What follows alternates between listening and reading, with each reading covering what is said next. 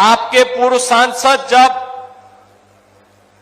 विदेश में रहते हैं तो भारत के खिलाफ बोलते हैं, और जब केरल में जाते हैं तो अमेठी के खिलाफ भी जरूर बोलते हैं, अमेठी की जनता को कोसते हैं। भाइयों बहनों, मैं ये नहीं समझ पाया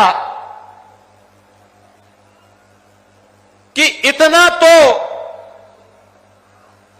खुद गर्ज किसी को नहीं होना चाहिए कि जिस जनता ने उन्हें सत्ता के शीर्ष पर पहुंचाने में योगदान दिया, अपनी नाकामयाबियों को छुपाने के लिए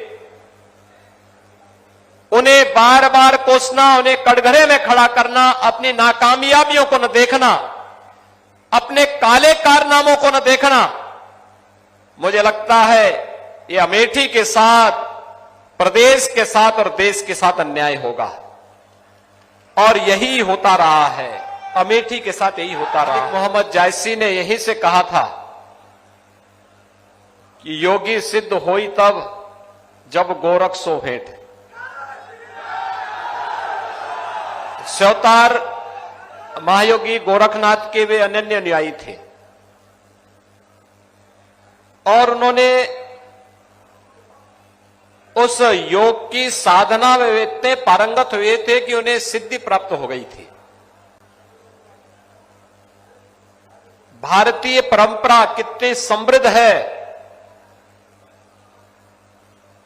वह व्यक्ति, जाति, मत और मजहब नहीं देखती। अमेठी ने जिन लोगों को आजादी के बाद देश की सत्ता सौंपी थी, मलिक मोहम्मद जायसी की ये बात अगर उनके दिमाग में आई हुई होती तो संभवतः हिंदू और हिंदुत्व में भेद नहीं करते। लेकिन चूंकि जिन लोगों ने विभाजनकारी राजनीति को सदैव अपनाया,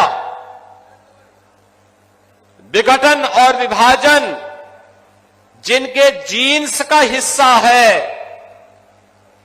भाइयों बहनों, जिनकी खानदान और जिनके पूर्वज कहते थे कि हम तो एक्सीडेंटली हिंदू हैं, तो वे लोग अपने को हिंदू बोल भी नहीं सकते। ये उनकी मजबूरी है, ये उनकी मजबूरी है कि वह आज आपके उत्साह और उमंग के सामने, आपकी आस्था के सामने नतमस्तक हो गए हैं। अन्यथा उन लोगों ने तो बहुत पहले कह दिया था कि हम एक्सीडेंटली हिंदू हैं, यानी दुर्भाग्य से ही भारत में जन्म ले लिए हैं। और इसलिए जब वे एक्सीडेंटली थे तो ये एक्सीडेंट देश के साथ जब भी अवसर मिला, देश के साथ भी और अमेठी के साथ भी यही करते रहे। सत्ता के प्रति जो इनकी अति लालसा थी, इसने देश का भी विभाजन करवाया था।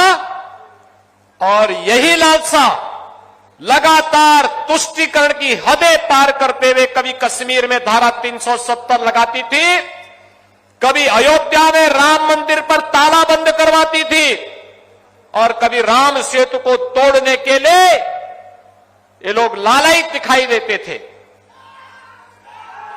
कभी इस देश में सांप्रदायिकता विरोधी कानून ला करके इस देश के हिंदुओं को कैद कर देना चाहते थे, उनकी आस्था के साथ खिलवाड़ करना चाहते थे। और जब उन्हें लगता है कोई चुनाव आ गया तो भाइयों बहनों फिर ये लोग निकल पड़ते हैं।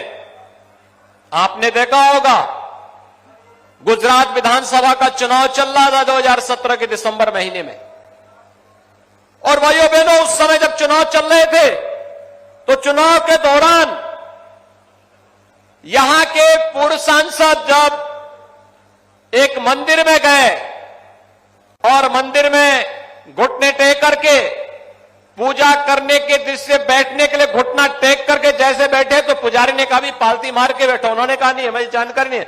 उन्होंने कहा भैया ये मंदिर है, ये मस्जिद नहीं है, कम से कम इतना तो सीख लो।